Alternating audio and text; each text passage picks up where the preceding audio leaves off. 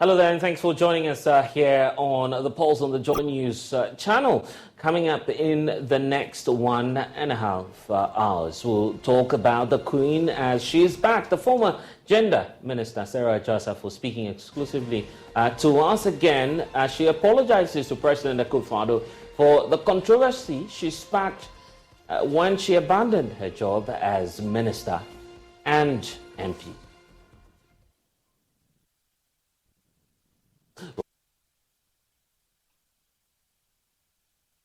A rewind here on the Pulse, talking about the Komenda sugar factory and government's plan to industrialize. What's happened to that over the years? We'll revisit the conversation as we rewind here on the Pulse. And the Electoral Commission is also proceeding with its limited registration exercise. How is the exercise faring 3 days after commencement, as also lawyers for one of the aggrieved prospective voters is leading that charge to halt the process by using the courts? We'll explain to you very shortly why. The Voice, as always, is brought to you by Global Communities, Digni, Lua, Affordable, Safe Sanitation. Don't forget that we're on Facebook, YouTube, and also at myjoyonline.com. I'm Blessed Suna. Thanks for spending some time with us. Joy News is independent, fearless, and credible. Welcome to the Pulse.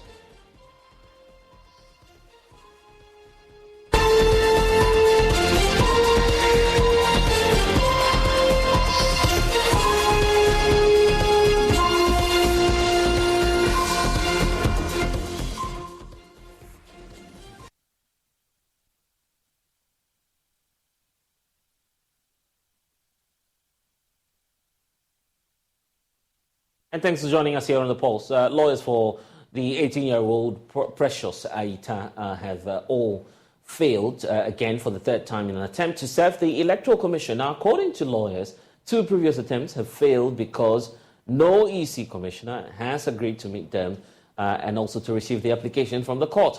Well, the third attempt has been made today, and my colleague James Kwesiavechie has been at the EC headquarters monitoring the ensuing moments when, of course, the lawyers attempted yet again to reach out to the commissioners. We've been here for almost 30 minutes now. Together, we came to meet the lawyer for the applicant as well as the bailiff.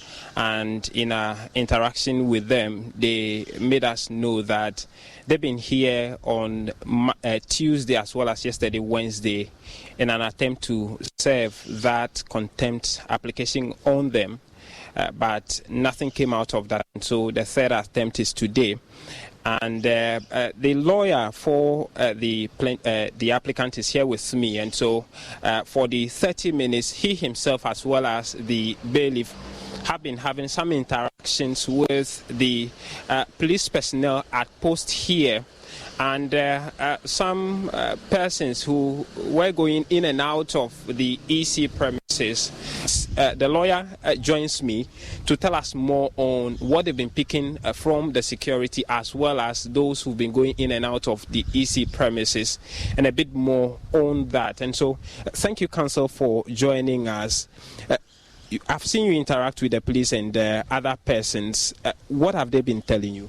So far, the message has been simple, that we have to. Nobody's allowed to come in or out of. They are not admitting anybody into the EC's premises. That is the message we've been getting, and they've told us that if we want to serve anybody, we have to call the person personally, for the person to either come out to come and receive the process. So that is the information that we've been given. We've tried as much as possible to pull strings together so that, because the people that we are serving the EC chairperson herself, Dr. Bosman, and then one Mr. Samuel Tete. Those are the people and it is hard to reach them. So if we're given access, at least the bailiff could have gone inside to attempt service. What was the reason for not allowing you into the premises? They didn't offer any reason per se. I think the reason is instructions from above. Nobody is allowed to enter or move out of the premises. So we've been denied access once again. What that means is that you would have to wait a bit longer to see if you can get access, or if you see any of the EC officials, you would attempt to serve them the application. Like I said, we are trying to pull our strings and see if we can be able to effect service today. So we'll try our best to effect service today. What does all of this mean to your application? It's a contempt application, and the law on contempt application is that it has to be served personally on the respondent who is affected by the contempt application. However, if a bailiff attempts service for more than 3 times and the bailiff is not able to serve a particular court process, we are allowed, the applicants are allowed to apply to the court for the process to be served through substituted service. So if... What does that mean? Substituted service generally means that any means other than personal service. So the court can order that we paste the contempt application on the notice of the High Court Tema and then paste a copy on their notice board, or serve any person that we meet here, any official of the EC that we meet here. Because we've been trying more than 3 times, and it is now becoming practically impossible to serve the respondents to this contempt application. So if upon several attempts to effect personal service we are still unsuccessful, then our only option would be to apply for substituted service of the contempt application. Would that, if the court grants you that and you go ahead to do that, would that allow the court to go ahead to hear the substantive issue even in the absence of the EC? Yes. So substituted service is also deemed as service. Okay. So you can be served personally. So in the case of this particular application, the contempt application, the law is that the EC has to be served personally. Okay. But if upon 3 or more attempts to effect personal service, it is the EC is, excuse my language, evading, or it is becoming impracticable, or to cause unnecessary delay, then the law allows the applicants to come to court to apply for substituted service of that particular process that the applicant is seeking to serve. If that is granted and we effect the service through the mode of service granted by the court, it is as good as personal service. Okay. Then we can go ahead. Okay. So how is your client taking all of this back and forth? How is she taking this? It is a very trying moment for her, but she's in good spirits. We are just encouraging her because nobody should be deprived of their rights to be to vote, or their rights to be enlisted onto the electoral roll. It is just unfortunate that we are here, but... Okay, I want you to use the opportunity to give us a bit of education on all of this. We know that the original issue that went to court, part of it is about an injunction on the exercise, which shouldn't have been happening. What are the other issues raised in your suit? Okay, so we have an originating motion before the court. Our client has filed a human rights application before the Tema High Court. The gravamen of our application is basically that the manner in which the EC is seeking to roll out the limited voter registration exercise will put heavy fetters or impediments in our client's right to be enrolled onto the electoral register. That is the gravamen of our case. So I can give you an example. So if a judgment has been entered against you and you apply to, let's say, the High Court for a stay of execution, and the High Court can grant the application for stay of execution. However, it can grant it on such onerous terms that grant is deemed as a non-grant. It is as if it has not been granted, even though in form it has been granted. Because of the conditions attached, it becomes in substance like a refusal. So you are entitled to refuse. So we are not saying that the EC does not have the right to compile a register or do limited registration. We are saying that the manner in which the EC is conducting the voter registration process, puts heavy fetters and impediments in the rights of a lot of people. Okay. And they can't go ahead. They are practically practically you are denying them of their rights to be registered onto the electoral roll. So that is why we are in court. So when we filed the originating motion, we filed an injunction application as well. So the injunction application was served on the EC. However, despite being served with the application, they decided to go ahead. And mind you, if we would cast our mind back on around May of this year, when the NDC, they were doing their presidential and I think parliamentary primaries, Dr. Dufour went to court concerning the voters register, and he was able to secure an injunction application. So he filed an injunction application. Same was served on the EC. The EC restrained her hand. The EC restrained her hand and told everybody that they can't go ahead because they can be cited for contempt. Okay. So why the double standard in this particular case? So that is why we filed for contempt, and we are just seeking to serve the contempt application. Which, so far is failing. So what it means is that if by close of today you are not able to serve, tomorrow we should expect you back in court to get that. If you are not able to serve by close of day, would advise our clients, and then we'll take the necessary steps. Yes. By the way, has she been able to register yet? She's not been able to register. She's not been able to. She can't register. She can't afford. The distance between where she resides and the closest district office is over 40 kilometers. Okay. It is practically impossible for. And the question is, although the distance, she's been able to come and file a case in Tema. No, so this is a pro bono case. Okay. So our firm and a team of lawyers are helping people like that out. Okay. So we are helping those who are disenfranchised, who feel aggrieved by the decision of the NTC. That is basically. Okay.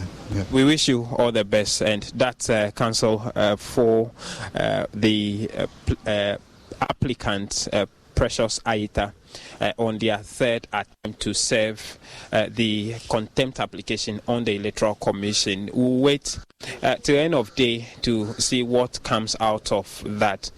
Reporting for Joy News, my name is James Aveji from the ET headquarters. Well, James Aveji continues to monitor the exercise for us. But who's this individual actually aggrieved about the process, and what are her demands from the Electoral Commission? James is back in studio with us, and James, quite a very hectic day it has been for lawyers of this very young lady who we understand is a prospective voter. Tell us about, first of all, who she is, what her challenge is, and what she's seeking from the Electoral Commission through the courts. Okay, so the applicant in the document, the application she filed in court, is Precious Aita. She's 18 years old, and the document reveals that she hails from Afienya.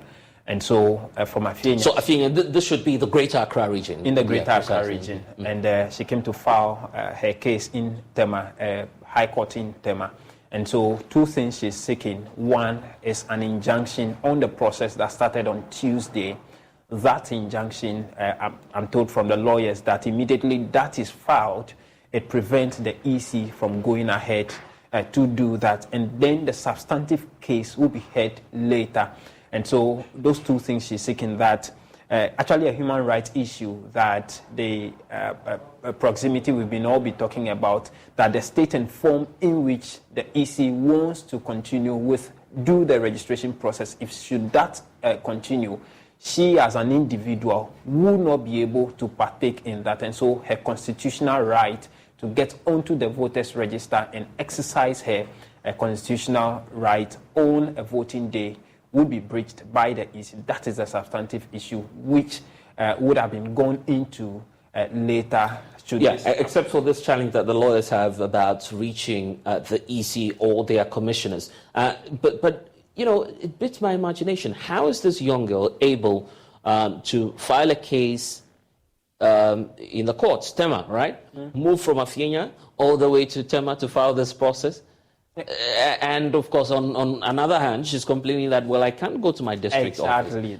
It's a question that's come exactly. That was my point of interest when I threw that to the member of the legal team. And so from his response, he says that this is a pro bono case which would have meant that even her transportation from Afenya to Tema is taken care of by the lawyers, because she says that she doesn't have the resources to do that, and so her transportation. So they're doing this free of charge, all of this free of without charge, any charge at all, which would include her transportation from Afenya to Tema, the court, to do what she has done. And if she has to appear in court herself, would mean that the lawyers will have to take charge of that as well.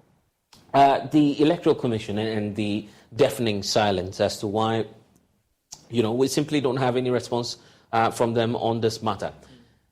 Is it the case that nobody's in the building as we speak, or it might be the case that, yes, there are people working in, but the security officers do not feel it's the right time to go in? What's the explanation really to that? Okay, so let me start by painting a picture for you how things pan out today. We know that they've been there on Tuesday. On Tuesday, when they went, they actually called the Deputy Commissioner of the EC, Dr. Sribo. Okay. And then they tell us that the response they had from Dr. Sribo is that they, the commissioners, are in a meeting, and so they should go and come back on Tuesday, which was Wednesday, which was yesterday.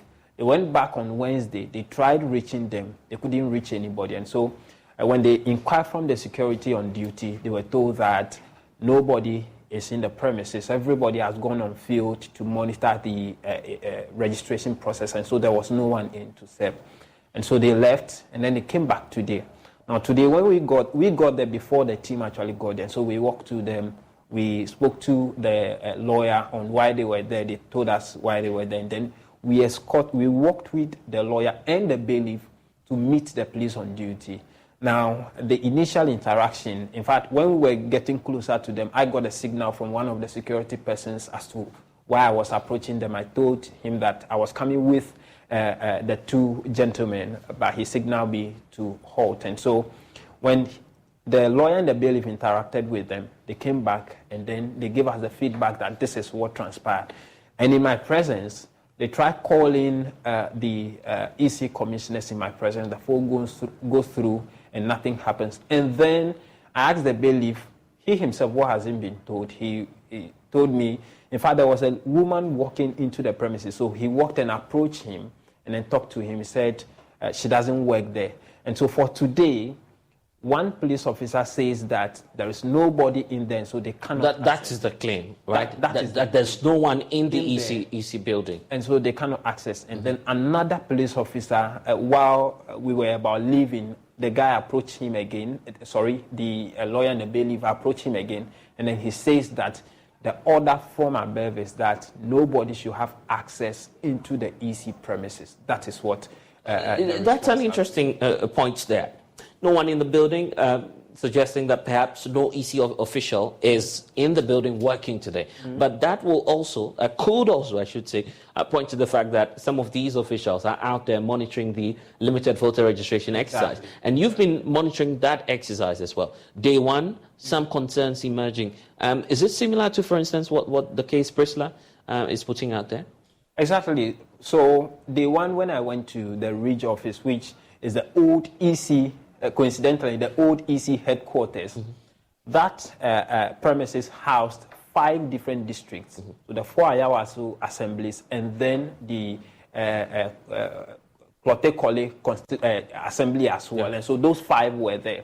Now, in my interaction with the number of persons I have interacted with, the registrants, all of them tells me that they were actually assisted to come to the premises to come and register, either an initiative by the assembly member of where they are coming from, or either of the political heads, which would be the member of parliament for the area, as well as John Dumelo, who is the NDC parliamentary candidate. And this is largely because many of them are unable to provide the transport. Are unable to get the transportation to come there. And the 2 of them, John Dumelo and the MP, actually confirmed to me that this is what they are doing.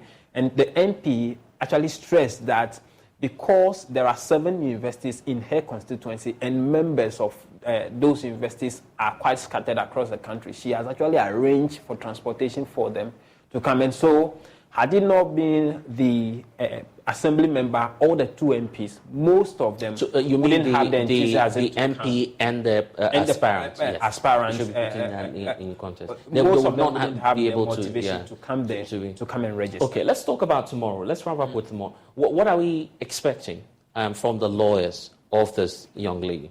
So the explanation is that they needed to exhaust 3 days of personal attempt to serve this on the EC officials. After that, they would have to go back to court and secure an order of a substitute service, if I get that right. And so that would mean that from tomorrow, if they go to the court and the court grants that, they will paste that in the premises of the court and then come to the EC and paste the contempt order, contempt application notice on their walls as well, which would mean that they have duly served them, although they haven't seen them in person. And so from there, then the court can go ahead and hear the substantive issue. I am also told that part of, if that issue should be exaggerated, either or any of the EC officials who have been cited in the case could be arrested, or if it's escalated further, could face some level of jail terms as well. And so from tomorrow, it will be escalated a bit further, no longer looking for them. They'll go for the order of substitute, and then the case proceeds from there. Okay, grateful. James Ofeji, monitoring developments for RAS here on The Pulse. And what we do know is that it was set up in the 1960s to actually supply the country's sugar needs and also to provide jobs in that process. That vision by our first president, Dr. Kwame Nkrumah, to set up the Komenda sugar factory actually proved to be a game changer over time. The business weakened when Ghanaians started consuming imported sugar. Since then, there have been attempts by the National Democratic Congress and the New Patriotic Party administration to revive that same firm. But the result, as we know, a sad reality of failure, while thousands, if not, of course, millions of people who could have been employed there wallow in poverty.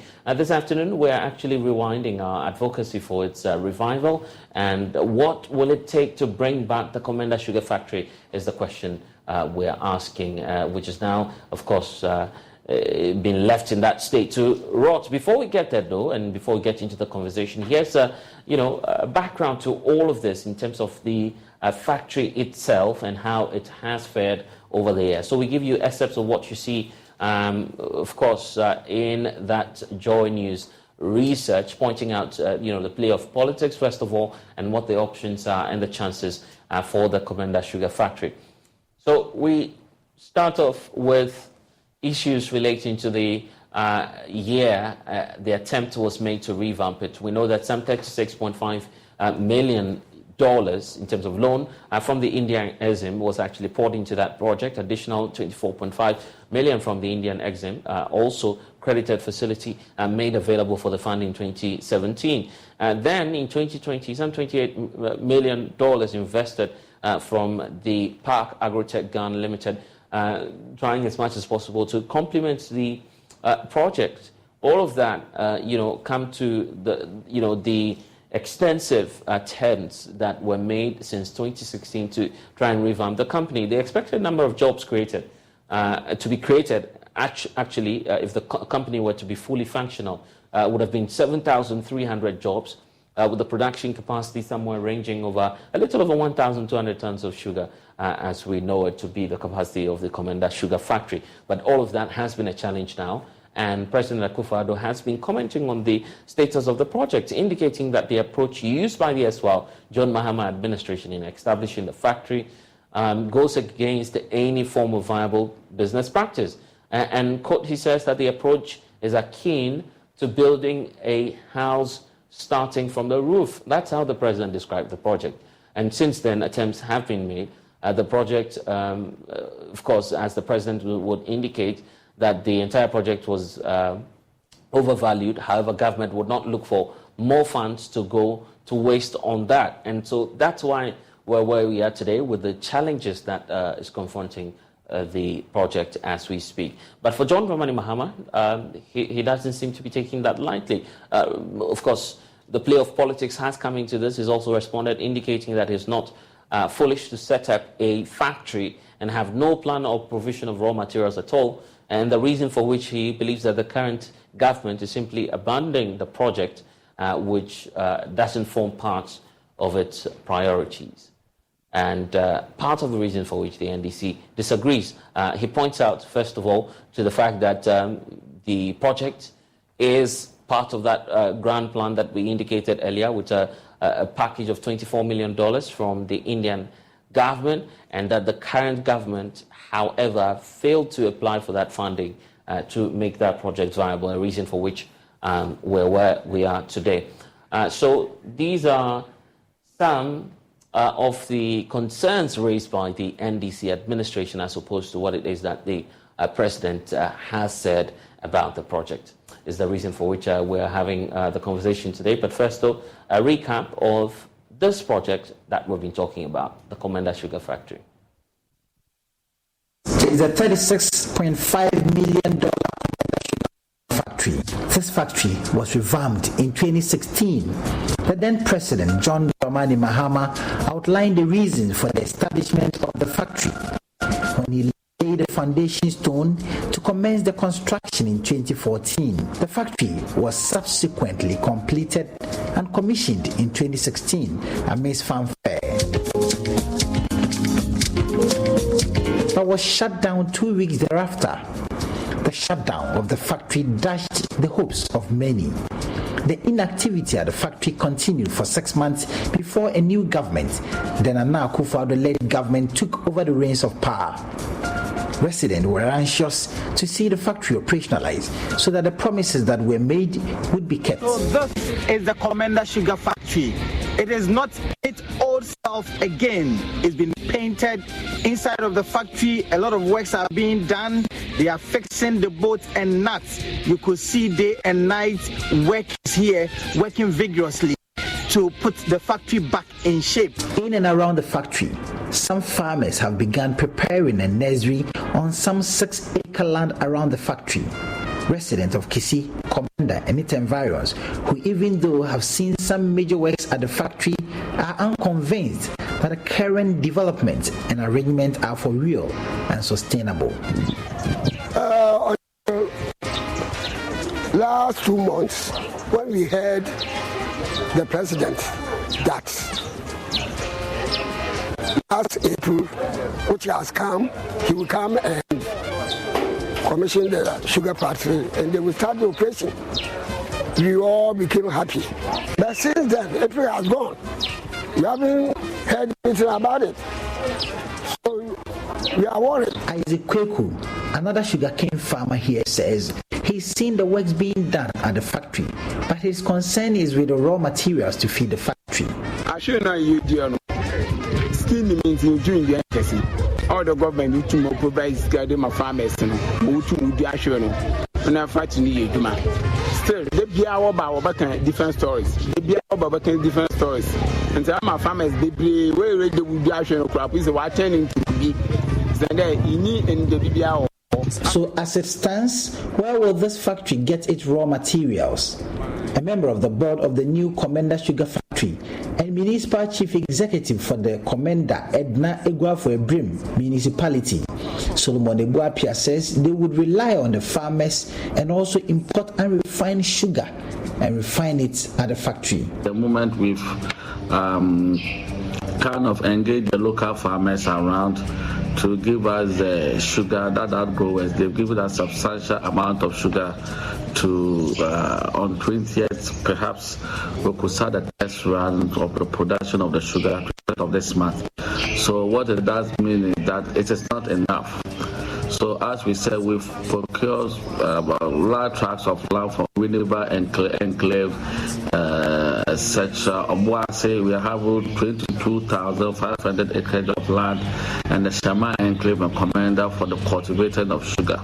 We are importing raw sugar from abroad. The raw sugar means that it is not in consumable state. What does that mean? That we have to refine it. What we are doing it concurrently. Look at the letter that we are having and that of them.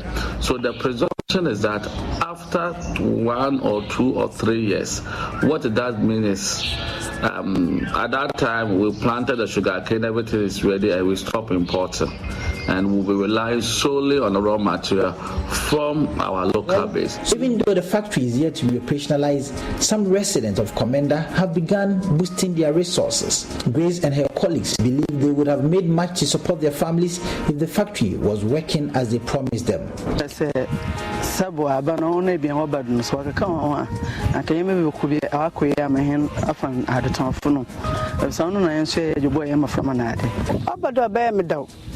Maso motumate bibi so duma no kwada abem do ahaba ye nije akontufa aduma ne hetama ebia tutukwan so duma wa ha akontufa baba. The situation here has made many of the youth travel out of the communities to neighboring countries to look for greener pastures. Reporting for Joy News, Richard Kwejenya Akon, Cape Coast.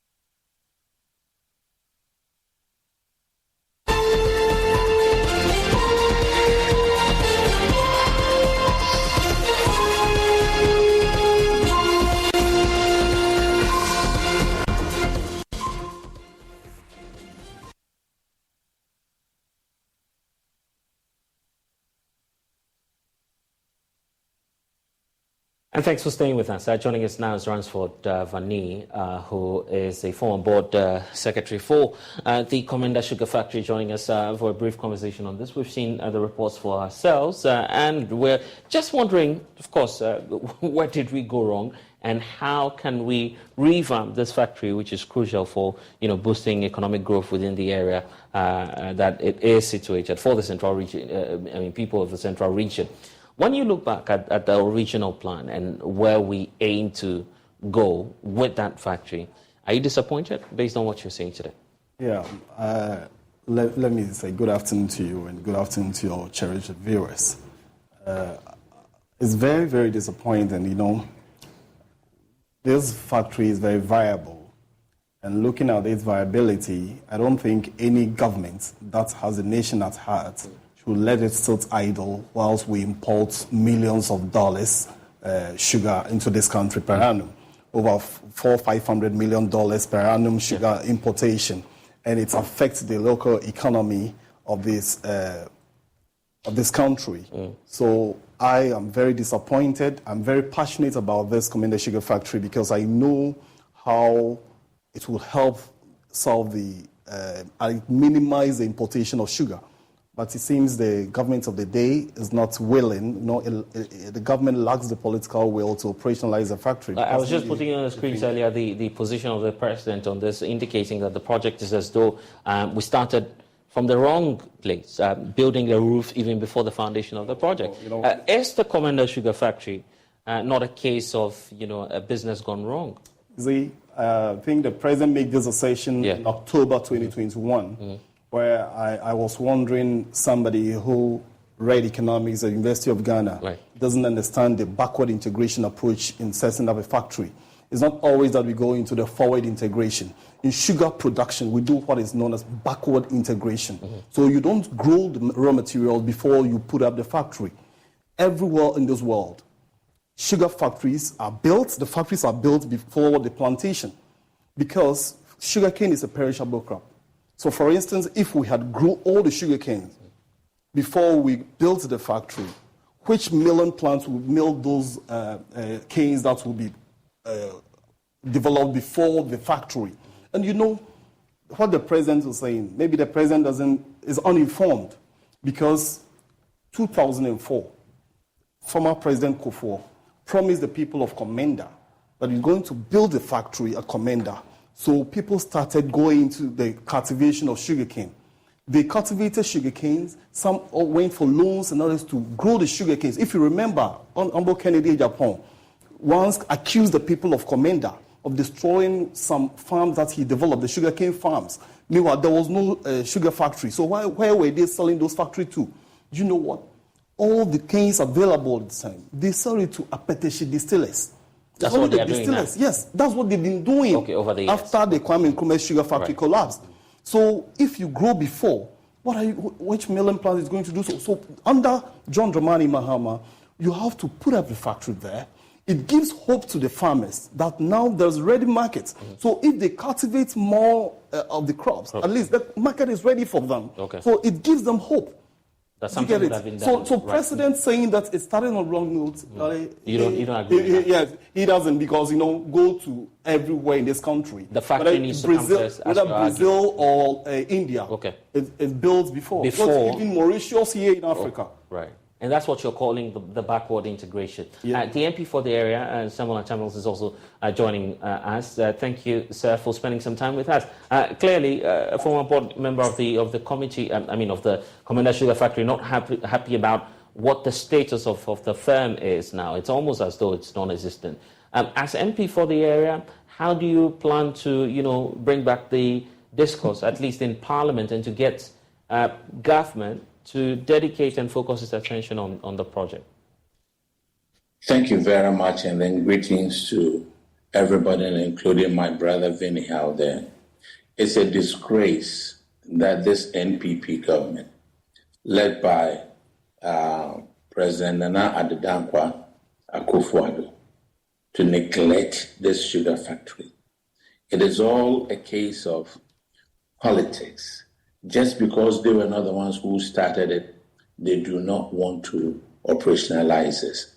This Komenda Sugar Factory was dreamt about a long time ago, during the time of Professor John Evans Atta Mills. We knew very well there was an old sugar factory close to the ocean, and now this one is a much stronger machine, much stronger factory, and it's away from the ocean. This would have provided so many jobs, 7,000 direct and indirect jobs over there. Look at the number of people that we could take off unemployment. It is a disgrace. It's just that they don't want to operationalize it just because they didn't start it. That is the problem. I've gone to Ministry of Trade several times.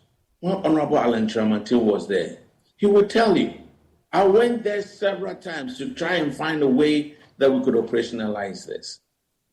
And some time ago, they brought in this guy, paraded him around as a strategic investor, which they knew very well that he didn't have the capacity to operate this sugar factory. Now they brought somebody else, who also I know, who is capable of operationalizing this. But they need to give him some money. He has done a lot of repairs over there. They need to give him some money. They do not want to give him the money. And which company? Which company is this? The latest company. I really the name has escaped me. Watco. But I know that Watco. He says. Vanny says Watco. West African Agrotech. Agrotech. Is Agrotech. That it? Yeah. Right. Yes. All right. Okay. Yeah, that is a new one out there. Now, would you believe that the new Minister for Trade said in Parliament that this Komenda Sugar Factory has been an albatross on the neck of this government? What a disgrace. Now, people of KE, Komenda, Edna, Eguafo, Abrem, the people of Central Region, the people of Ghana, needs to know that here is a government. You wait 2024, they will come around and give us all kinds of promises. But here is a factory that could be providing jobs. Come to Komenda. I will take you to Komenda. Komenda is now a ghost town. Most of the youth, most of the hardworking people have traveled outside the country. You go there, it's grandmothers who are taking care of some of the grandkids. It's because there are no jobs.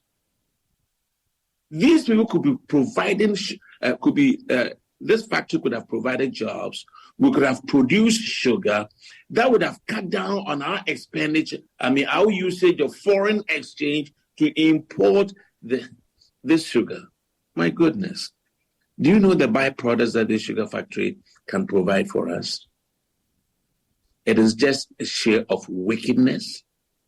It's just a case of them not wanting to do anything. They do not care about us. They were talking about one district, one factory.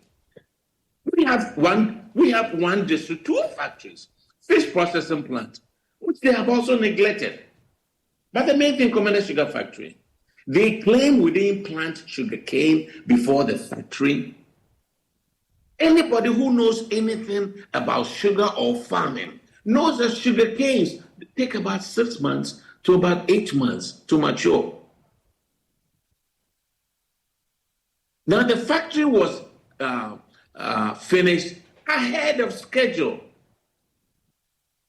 Once the sugar passes 6 months or 8 months, the sugar content keeps on reducing. So why plant the sugar cane 2-3 years ahead of time? That sugar cane will be nothing. What happened to the $25 million facility that the NDC government got before we were asked to go home? I'm so passionate about this. It's a disgrace to this government. I see. And it will always be an albatross on their neck. And on that note, are you willing to make yet another attempt, at least just to make that case before the president, make that case to the sector minister to try and relook at the project just one more time? It's a waste of time to go to this government. We pray that 2024, December, Ghanaians, and especially those in Central Region, we are going to vote for NDC to come to power 2025. And I assure you, when we come to office, within a few months, we will operationalize Komenda Sugar Factory. Yeah, Honorable Member of Parliament, I'm asking the question because 2024 is too long a time for us to leave the strategic project to rot away. At least you'd want your people to stay, to have some jobs to do. Yes, but the government in power has neglected to do anything. The number of appeals that we've made, the number of questions that we've asked the Minister of Trade, they always give us mumbo-jumbo answers. Go to the ministry and talk to the officials at the ministry behind closed doors, and they will give you the reason. There is no political will to operationalize the sugar factory. The minister himself has said this has become an albatross. They're not going to operationalize it because they feel they are not going to get any credit. The same way that other projects started by other governments ahead of them, they can be neglected. They are not interested in Ghanaians. Maybe they are only interested in pulling boxes from underneath their beds and then it turns into euros and dollars.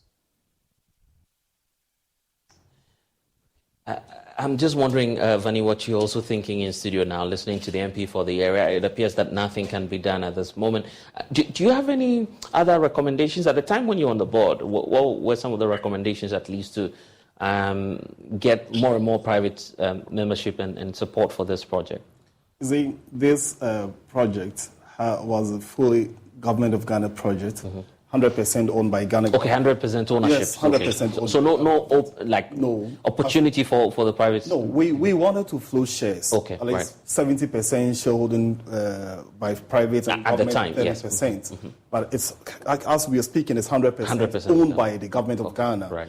And we had 2 tranches of loan. One that is $35 million for the sugarcane, the factory itself, $35 million, and the counterpart funding of $1.5 million was provided by EDIF, now Exim Bank of Ghana.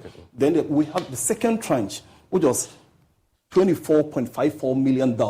That is solely for the sugarcane development, irrigation system, and outgrower scheme. That money we use to support the outgrowers to grow more so that when we go into the peak production, we wouldn't have any problem in terms of the availability of raw materials.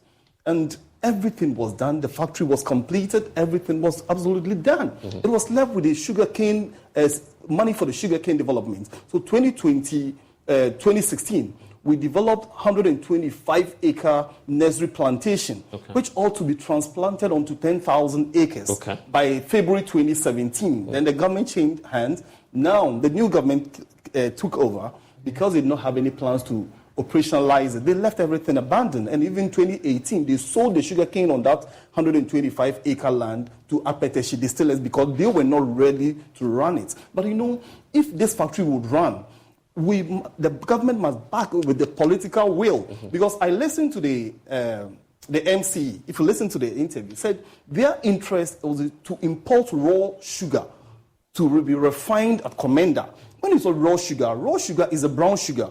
When you produce sugar, the first crystallized sugar is brown. So you refine it to make it white. So they are bringing the brown sugar into Komenda and refine it. And I made a statement that it doesn't make economic sense because this factory was an import substitutes factory. It's not there to import sugar to be refined here. It happens. You rather enhance the business of the importers. And there are some cartel within the importers who are working hand in hand with the government to ensure that this factory does not run, because if it runs, it minimizes their business. So that is the whole thing. Yeah, but the point is, we haven't seen, there's no evidence as of now. But you're the one telling us. So. Fine, I'm the one telling you, but I know what is happening in the industry, and nobody has been able to challenge me. Because, you see, in 2018, this factory, NPP has been talking about the unavailability of raw material. But they sold sugar canes on the factory's own farm, 125, to a company, MIM in the Harford region. That is MIM Cashew and Agriculture Products Limited. There's a company, somebody's entity. If I'm lying, they can take me on. And I've been saying this number of times. Nobody has been able to defute that argument. So on what basis or what moral rights do they have to tell us that we did not plan about the raw materials? Because if you're saying that all what you need is a raw material, that is it. Actually, I need to point out also that we've made attempts to hear from the Trade Ministry on this matter. For now, no comments, as all the officials are not available readily to comment on the matter. I will get some reactions for you. But Suleiman Yusuf is also a member of the Trade and Industry Committee of Parliament. He is the deputy ranking member. He's also joining the conversation. Thank you, sir, for your time. We have the MP for the area, Honourable Samuel Tamils, who has just spoken to us about several attempts just to get the ministry to respond and to try and indicate what the future of the project will be. From your perspective, is there anything else you can trigger, maybe at the committee level, from your end as leaders of the committee, to try and get some answers? Because the factory is rotting away.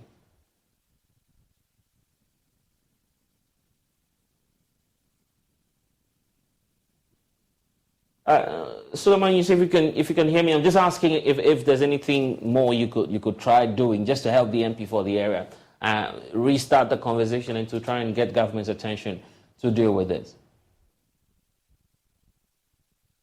Let me thank you so much, and to thank Joy for developing interest in these projects. Before I answer your question, I think it's important to situate our discussion in a manner that people will appreciate the relevance of this factory. The NDC government, under His Excellency, the former President John Dramani Mahama, in 2016 thereabout, in fact 2015, with his cabinet realized that there are some, if you like, commodities that are very essential for us. Unfortunately, these commodities are always imported. And so one of them is rice, you have poultry, you have sugar, and also you also have rice. Now, the then government decided that they were going to handle these issues because they form a very high value in terms of our import bill. And so they started approaching them one after the other. I was then working with Exim Bank. Okay, so there was what you call the Broader Revitalization Program.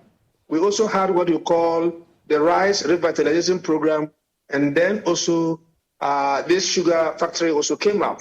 And like my brother at the studio told you, some loan was taken from the India Exim Bank, and then the Ghana Exim Bank Then it was EDIF also added some money. Again, the Parliament of Ghana had approved about $24.5 million to take care of the outgrower scheme in order that we are able to produce sugarcane to feed into this factory. In fact, there was a test run that produced about 83 bags of sugar, and this was commissioned by His Excellency, the former President, John Dramani Mahama. Unfortunately, he lost power, and one would have thought that the Nana Addo government will continue from where he ended. Unfortunately for us, because they didn't want him to take credit, what they decided to do was to allow the project to deteriorate. What they did was to ask that Pricewaterhouse should go in there and do some kind of investigation and to come out with a report. The question I've always asked the minister and the government is, have they been able to implement the document that they themselves commissioned, the outcome of the investigation? There was a document that spelled out what they should do going forward. They decided to abandon that recommendation, and the factory deteriorated. What did that document say? What did the document say? In fact, one of them was that they should immediately refurbish it because it was rusting. Again, they had told them to continue with a company that the government had contracted to construct, to handle the outgrower scheme. They refused. And then they decided that they were going to sell it out. At that time, I had brought the Minister of Trade onto the floor of Parliament, and I asked him why he wasn't implementing the recommendations. There was no any answer to it. Deliberately, it was for them to ensure that His Excellency John Dramani Mahama was not credited to the successful project that he had implemented in terms of refurbishing the Komenda sugar factory and also ensuring that there was provision for enough raw material so we are able to process. Again, in that document, they were told that, look, immediately, even before you handle the outgrower scheme to get raw material, import some kind of sugar in the state we call molasses. Then you can use that one to keep the factory running whilst you support outgrowers to be able to give us raw material. They refused and decided to sell it out. All of a sudden, we were told that, there's going to be a strategic investor. And that strategic investor was taking through all the processes, and Cabinet had approved him to be the one to take over the factory. Unfortunately, we followed them through. I had asked the minister several questions as to when the strategic investor will start. Fortunately for them, there was COVID. And so quickly the minister said, because of COVID, in 2020, because of COVID, the strategic investor couldn't take over. That was when he had gone.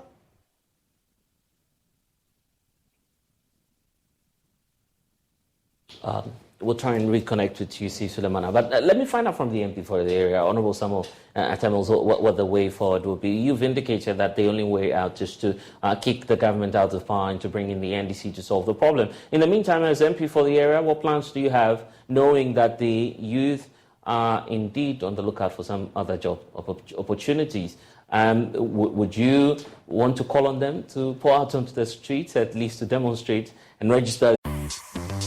Macy's one-day sale starts tomorrow with great deals of the day on fall updates, like 40% off outfits for the office that work off the clock too, and 40 to 60% off shoes, handbags, and accessories to finish your look. And get 25 to 40% off your favorite beauty, skincare, and fragrances. Plus, get free shipping with any online purchase of $25 or more at Macy's. Savings off sale and clearance prices. Exclusions apply. Their concerns, or you have simply another plan for them? There have been attempts to go on street to demonstrate. But this government has deaf ears. They've decided not to do anything with this factory. So what we are trying to do is trying to encourage people to acquire lands, hoping that we will come to power in 2025, and then we will revive this sugar factory. But for the meantime, up to 2025, it's a long way. That is part of the reason why a lot of the people have left the area. Our fishing that they could do has also gone down. They don't even get premix for them to go fishing. So I don't know what these people want us to do. And you wait. 2024, they will come to that area and come and campaign. And we'll also tell them what we think about them. You haven't provided us jobs. We have a ready-made factory that you could operationalize, and you have refused. You have refused to operationalize it. This is really sad. This is really sad. And that should tell you the idea of this government. Now, other people have gone into other cash crops that are not enough, but this sugar factory would have been a very big boost economically for that area, and also for Ghana, for us to save a little bit on foreign exchange. Now, what I would suggest, you ask Price Waterhouse that in October of 2016, they valued this factory at $35 million US. Less than 10 months when NPP government came to office, they valued this sugar factory at $12 million. What kind of accounting is this? Somebody needs to explain to me.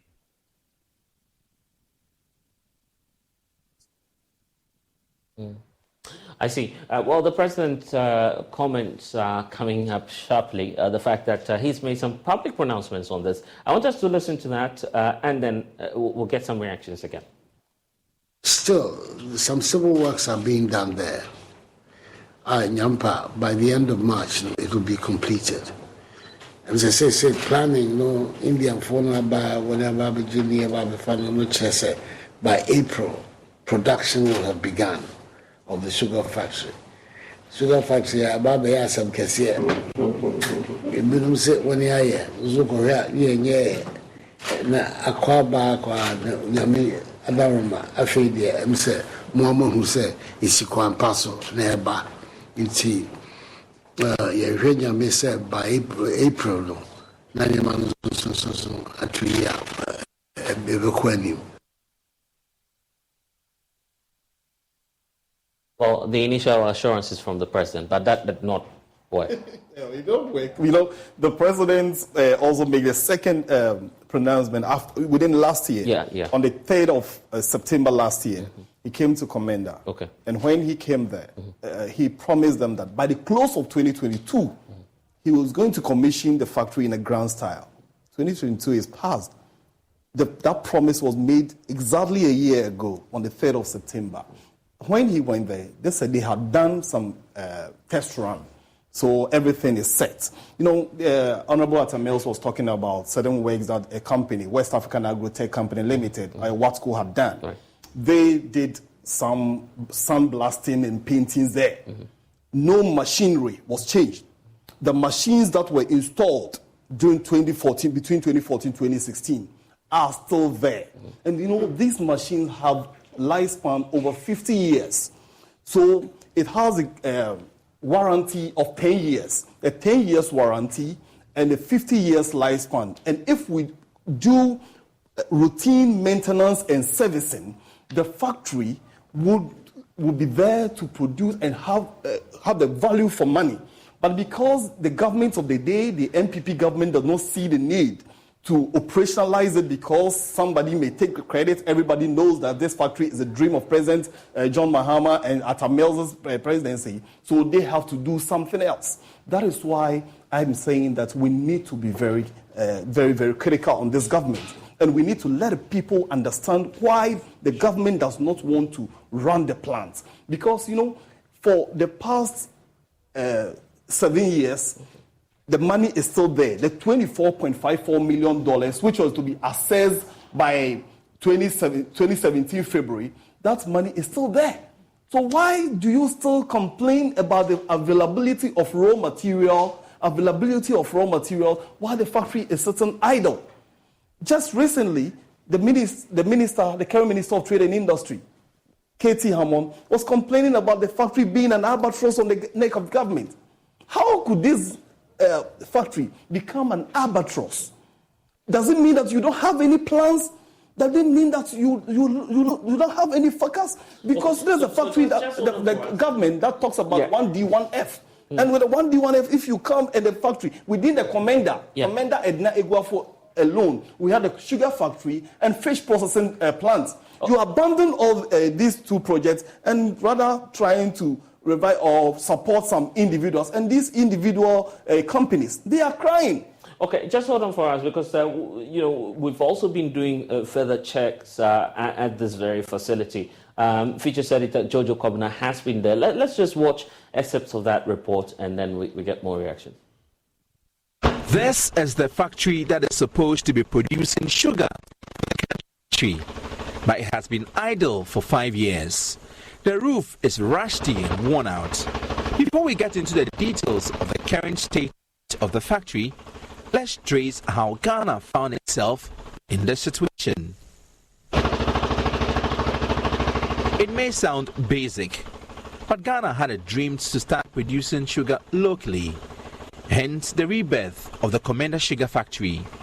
The old factory, built in 1964, became defunct about 30 years ago. A loan of $36.5 million was invested into the factory.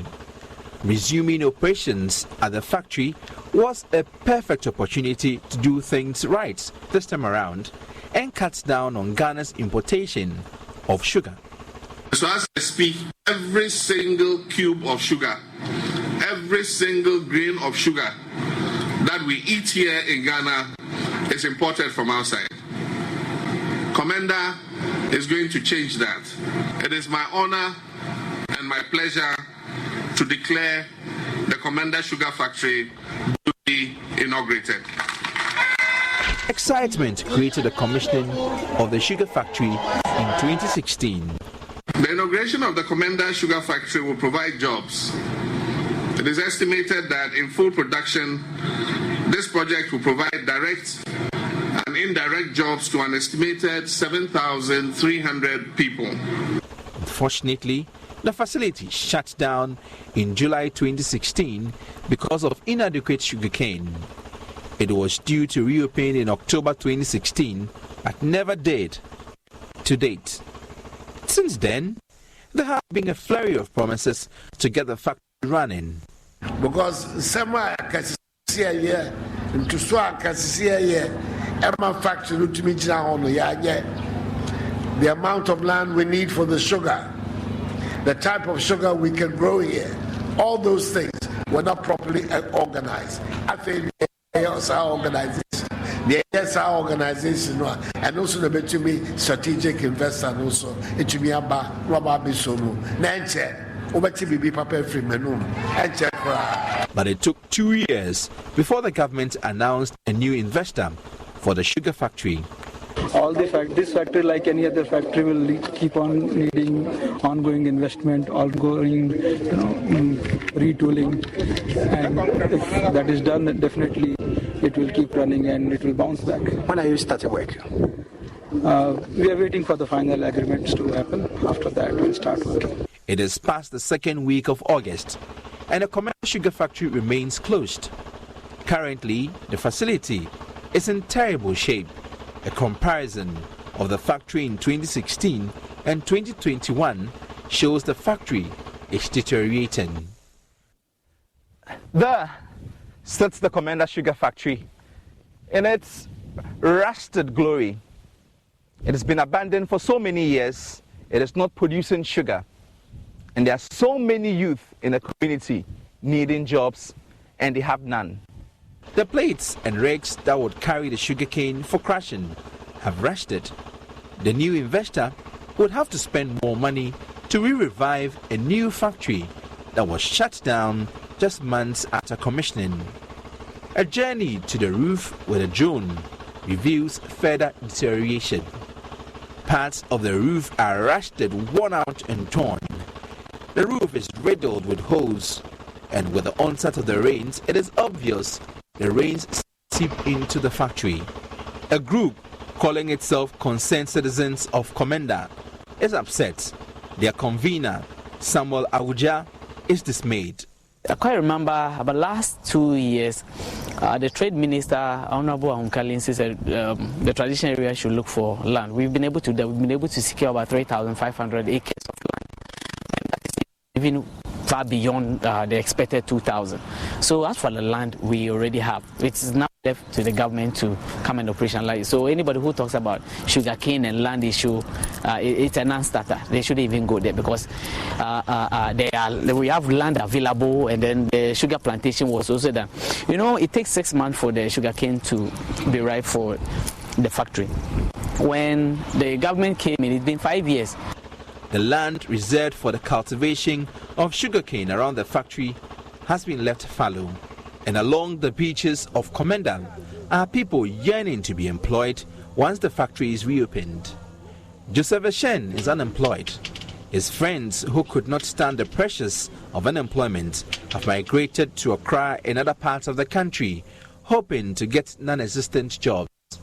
Sharing their disillusionment and absolute displeasure, the residents pleaded with the president to fulfill his promises. What no see necessarily more sugar factory or musu pride taxpayers money and I been akwa help say baby not about the mad this so I won't wie na ben fofo abada no so what na adwo dem a corner abanda do gbe no what na adwo ho na adni so na adni rust aben we di ehwo mo bebre agofo adu na ben we di ehwo mo bebre Alba bet na the promise akohwe promise ngotin Alba bet na the promise akohwe ngotin nti akofo adu odi ehwo especially commander for odi ehwo as commander sugar factory be about to da men ebe no waje mu ankasa ho krade sisi ade man hunde se aban biba na be ade this one wo wi a aban fo ba ade no continue you know waje ade mo sisi Ghana dam na wa badema yadeti akawa na sisi Ghana akawa wa bad busi akọ gbogbo na amana ni da ba ye mbunjuma ma ye wi ma aban fo abama no so am so dem ya listen ye wankasa o ma fix your sugar factory man na ye rules. Now we are doubting them so much and we don't believe them. The fact is that for a first term of office 4 years and a second term of office, all this was strategic investor. It has been given to strategic investor. At least, of course, we are young guys here, and such promises have been coming and gone, and we are not seeing anything. So for now, we don't trust them. Sugarcane farmers are also disappointed. The secretary of the Sugarcane Farmers Association, Aze Kwaku, says his members are now frustrated because they have to give all the harvested sugarcane to Akpatashi distillers at heavily discounted prices. This is because the supply of sugarcane is more than the current demand. Okay, excerpts of what, of course, features editor Jojo Komenda put together. I still have the MP for the area, Samuel Atamils, also Yusuf Suleiman, who's a deputy ranking on the Trade and Industry Committee, joining us, as well as Vani, who was the former board member of the Komenda Sugar Factory. And Vani, you were just indicating to us now that the sandblasting and some of these processes we've seen the government undertake cost the states over $10 million. Well, $11 million. 11? Yes. And yet the factory is not back. Exactly. They took $11 million, and my checks from the Parliament means that even the Ministry of Trade, the Committee on Trade, Industry and Tourism is not aware of this, the price I'm quoting today. Because, you know, when the minister went to the floor of Parliament upon answering the question from Honorable Yusuf Suleiman, he was asked about the amount they spent on the factory, because he was saying that they've done some retooling and all those stuff. But, you know, if you talk about retooling, there was not even motto. Did he add anything to the factory? What they only did was that they have added silos. Those silos, because, you know, the factory was originally designed to do end-to-end production. Okay. That's put a cane to the cane yard, mill the cane, and the end product, you get a white sulfurless sugar. Yeah. So there is no way you can import raw sugar and refine at Komenda. So because their agenda is to import raw sugar, as the MC indicated. So they built some silos at the refinery so that those silos could hold the raw sugar so that they can refine. That is the additional something that they've done.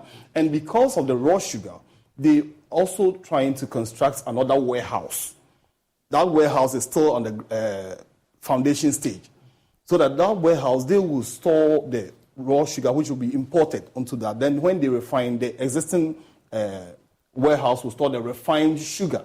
That's what they've done. So this is part of government's plan, I believe, just to try and make it operational, but yet all of this it's just a hoax. It's a hoax. Come to fruition. They are not trying. As you're pointing out, we haven't seen as of now. If you're saying it's a hoax, it is. We haven't seen Apple as of now. That's not the first time they promised the your description of the they've given series of promises. They've given series of promises, and they keep failing on the promises. Because as I told you, on the 3rd of September, the president said that by the end of 2022, he's going to commission it on a grand style. And that grand style has never happened. Honorable Yusuf Suleiman, the point about, the further expenditure we're making on this factory, even though it's not operational, how do we get government, and the ministry especially to account for what's happening? That is the major issue that some of us are battling with. And that was why I brought the new minister to the floor of Parliament to tell us how much it has cost them to retool the Komenda sugar factory. Unfortunately, the whole minister could not tell us how much was spent on the project. These people, they are out of ideas when it comes to the Komenda sugar factory. Indeed, the minister had a private conversation with him, and it seems to me that they will need some kind of intervention in terms of ideas. Clearly, the project is a good project. Clearly, His Excellency, the former president, had done what was supposed to be done. They came and they ran the place down. Now, you ask them questions, they are running away. You won't believe it. The minister was telling me that I have just come, and the way you are asking me questions, it's my responsibility to ensure that you account the good people of this country, whatever penny that you've taken. Now, they have taken loans and they have involved a foreign company without coming to Parliament for approval. That is wrong. They accused the John Mahama administration of not coming to Parliament to seek approval before engaging the company called Septec. They have gone to do West. And so for me, it's a very serious issue. And we will continue to ask them to account to the good people of this country. And then I can tell you that the good people of that area are aware that they have failed them, and that come 2024, they will boot them out. And then His Excellency John Dramani Mahama will come with the ideas that he has for the company and for the factory, and then to continue with it. I think for me, that is the way forward.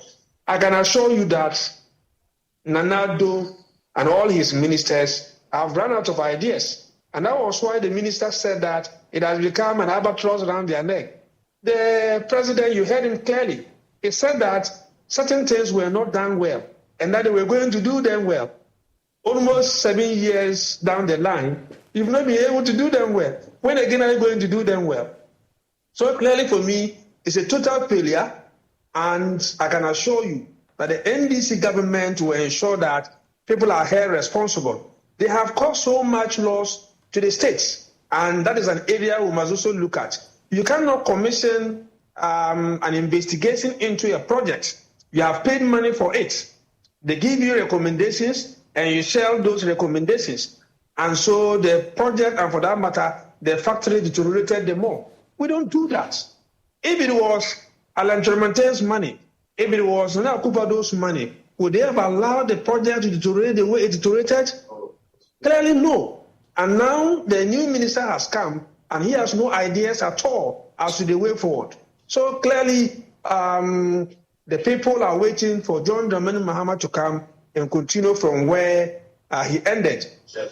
Well, Honorable Samuel Atamils, if the decision is made by government that at least in the interim we use the factory to process the already imported sugar at the raw stage, Is that something at least you would accept or welcome, knowing that it's a better option? Is that something you would welcome? No, it's not a better option. Do you know how expensive it is to import the raw sugar and process it here? If that will provide jobs for my people in Komenda, Edna, Egwafo, Abram, that will be all well and good. But the purpose of this factory was to produce sugar here and to provide jobs. Now, let me ask you this. NPP people will tell you that we didn't have the raw materials. That takes 6 months to 8 months to mature. That is the sugar cane. We have given them 7 years.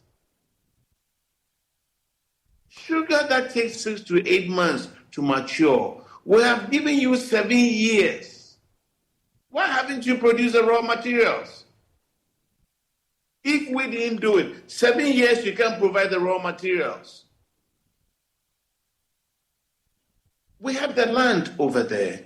People are ready to go and work on the farms. Give them some tractors and everything else, the $25 million facility that was to help some farmers to produce these things. Let them go and work. We will produce the sugar needed for this factory. NPP, you said we didn't provide sugar. We didn't provide raw materials. We gave you 7 years, and you can't even claim 1 stick of sugar cane. The president, I may give him a little bit of a pass because he really doesn't know what he's talking about, and he wasn't briefed properly. And those who briefed him should be very, very, very ashamed of trying to tell this man that we didn't do things right and that he was going to inaugurate it. Where are those people who advised him? And any other president would have fired these people for pushing him to the front line to go and disgrace himself and give so many promises and not fulfill it. We, the good people of Komenda, Edna, Egwafo, Abram, we are waiting for this factory to be operationalized. But you know, another disgraceful thing, go to Komenda Sugar Factory. They've put up a big sign out there, and it's part of one district, one factory. Ha, ha, ha. I see. Interesting times ahead. I'm grateful, Samuel Atamel MP, for the Komenda area, and also to Yusuf Sulemana for helping us do the discussion. Vani, your final words as we wrap up? Yeah, as I will sign up, what I will tell the people of Ghana and the Komenda people is that, the government does not have any agenda to ensure that this factory runs. It's all about ranting and keep promising. So it's better they advise themselves, or the people of Komenda, Edna, Egwafo, Abram. And, as an MP was talking about the signpost, the 1D, 1F, that is why they took the loan from Prudential Bank and the guys of 1D, 1F to support the Komenda Sugar Factory to operation. And you know what? Prudential Bank is chasing the company. They want the company to repay the money, the $11 million that they've taken from them. So I would ask the government that they should do things properly so that Ghana will have some hope. Because what they want to do by importing raw sugar, it means that they cut off the job that we created for the outgrowers. So over 7,000 jobs will be lost, because for refining sugar, you don't need even 500 people to work from administration and everything. So let us walk the talk if indeed they really want this factory to run. That is all what I would say. Good, thank you. We're taking a break here on the polls. When we get back, we'll give you some more stories. Please stay.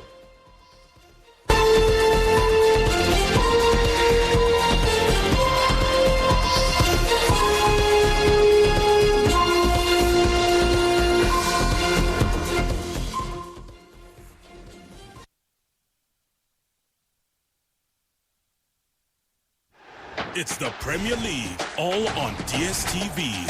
All the goals, clashes, and moments.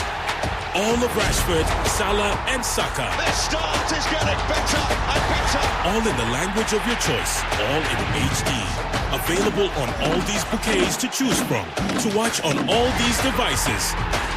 Get DSTV with an HD decoder plus 1 month compact for 299 CDs. It's the Premier League, all on DSTV.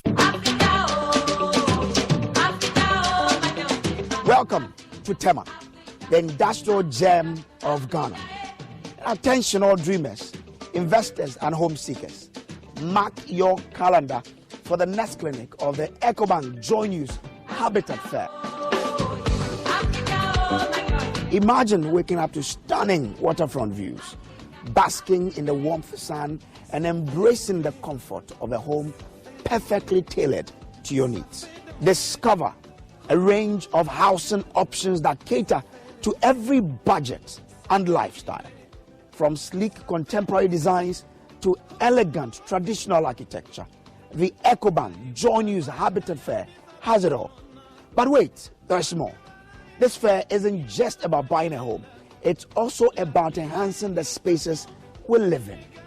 Get financial solutions to acquire furniture for that beautiful home, electronic devices, and more.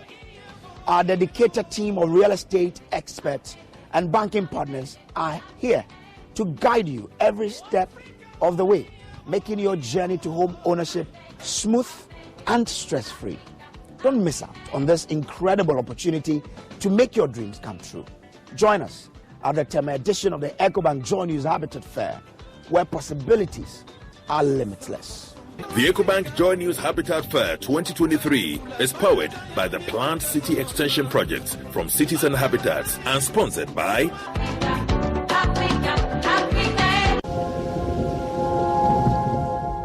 So I came home earlier than I normally would that fateful Monday after work. And to my surprise, I saw my husband and my mother having sex in our living room.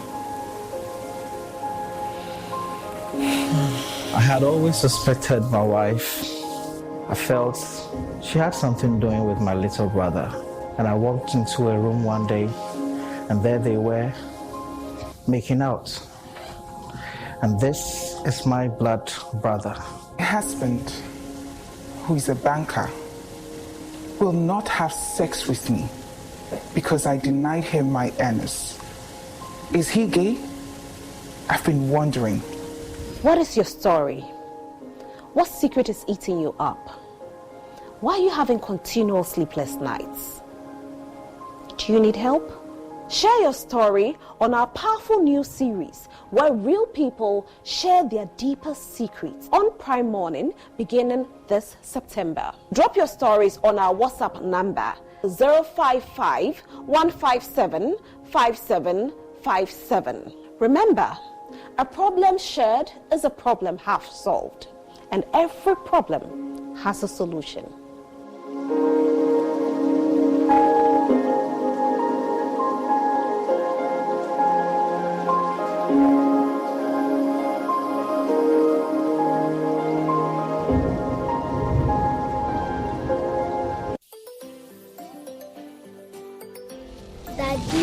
Daddy, this tank is big. Yes, that's true. It can store a lot of water. That's so true. Wow, it has a working tortoise on it. That's so true. I can see SINTEX. Syntax. That is so true, my daughter. When it falls down, it will spoil. That's not true. But why? Hey! Syntex was the first to introduce double-layer tanks in Ghana. Syntex again was the first to introduce white inner layers in Ghana. Syntex gives you the biggest warranty, 7 years. No matter your water needs, Syntex is the answer. Syntex tank. Are you strong? Are you tough? Smile, Look lively, okay? Smile, smile.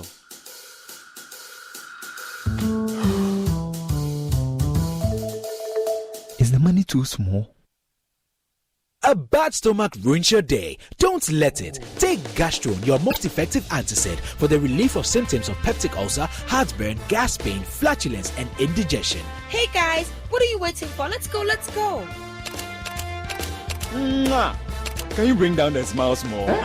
Gastrone, effective relief from stomach discomfort. Manufactured and distributed by NS Chemist Limited. This advertisement has been vetted and approved by the... Hello, my name is Abeku Agri Santana. If there's anything that makes my life so easy, it is my bank. I love hanging out with my boys at our usual fufu joint. But even without cash, we still dey chop better with EcoBank Mobile. No matter the time of day, my bank helps me stay in touch with my beautiful wife whenever she's away. And when my beautiful wife is in town, she never misses out on her favorite TV shows because I'm able to pay up all my TV subscriptions from the comfort of my mobile phone. Whenever she has to get groceries too, my bank makes it cashless and convenient. And the part my wife loves the most is when my bank makes it possible and easy for her to shop from any part of the world without moving. Welcome to the smart world of EcoBank. Download EcoBank Mobile from Google Play Store or the App Store and discover the smart way to bank. EcoBank, the Pan-African Bank. Hello there. To provide timely information and to explain educational reforms and to discuss school models and interventions, the Ministry of Education, in partnership with the Teacher Education Journal, presents to you the first ever education TV talk show, the Edu Talk Show. The Edu Talk Show keeps you informed and updated on trends in the world of education. The Ghanaian teacher is so versatile. Provide him the opportunity, train him, and that teacher will perform wonders. Where are the women? They're doing very well academically, but they're not in the sciences and all of that. So technology is missing a lot more women that they could have had. You need to tell the parents, at the moment, what you are getting is covering only an aspect of your child's education. And therefore, it's very difficult for you to make any decision with the limited information you have. We still have more to do when it comes to safe school. So join us as we speak to our guests on reforms taking place in Ghana's education sector. My name is Blessed Sogan, and I am your host.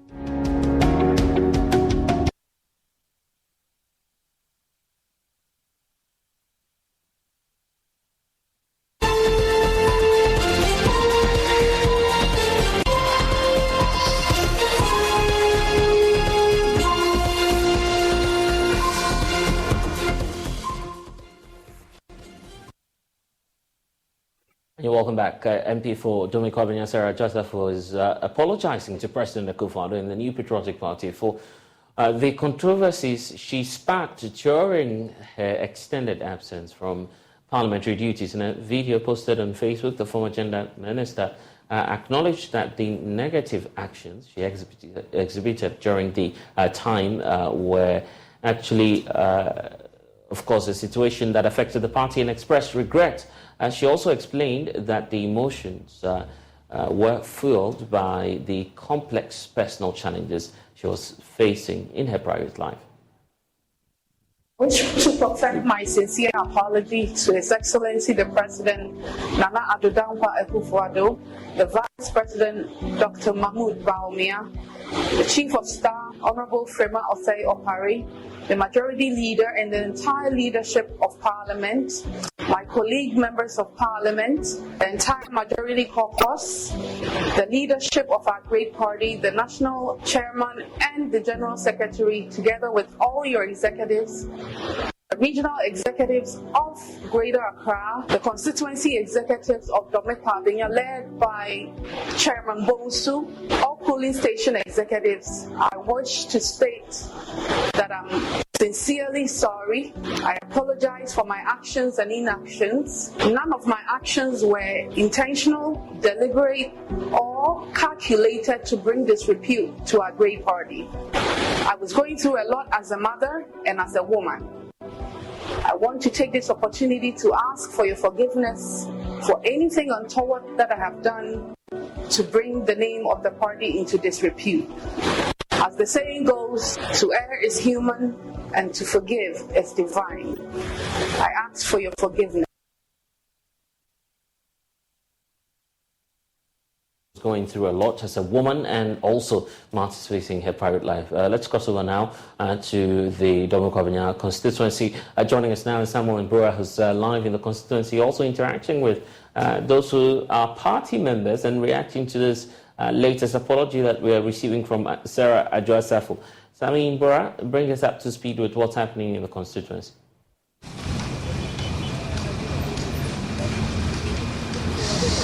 So initially there was supposed to be an interview. We scheduled an interview with her and her team.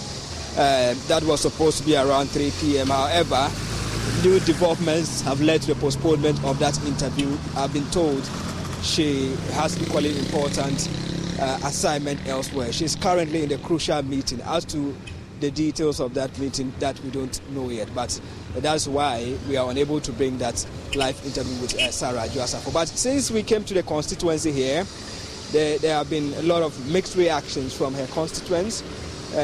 We floated the question as to whether they were aware that their MP Sarah Adjoa-Safo was in the constituency or in the country. Some said they were not aware, some said they were aware, and then I followed up by asking them whether they were also in the known that their MP has rendered an apology to them for for all that she has done to them. And what they told me was that they don't know what they have done to their MP. They don't know what their MP has also done to them. But if she comes to apologize, yes, they accept her apology. However, if it is her intention to come back and contest the seat, then they are not ready to support her bid. When we came, we met the constituency secretary of the MPP, Mr. Theophilus Ansalabi, and then he gave a strong message that they are sick and tired of Madam Adjoa-Safo. She cannot hold the constituency to ransom with her actions. They think that it is a comeback tactics that has been adopted by Madam Adjoa-Safo just to gain the sympathy of the people with this message. But they, as constituency executives, they have not been consulted. They just saw the video on the social media, and then they are yet to respond to her, or she's yet to meet them. But they have already made up their minds that they wouldn't put her up for the contest to represent the MPP in the Komenda constituency here. Some residents have also been reacting, as I said earlier. Some say, well, they've not done anything to her, but if she realizes that she has faulted, they'll forgive her and give her the needed support. So it has been a mixed reaction from the constituency here, where Madam Adjoa-Safo is the MP for the area. Colleague Samuel Mbura, who's still monitoring events for us and will be getting the very latest in our subsequent bulletins. But that's all we have for you in this package of the polls. I'm Blessed Sogan. Log on to myjoyonline.com. We'll see you again. Bye-bye.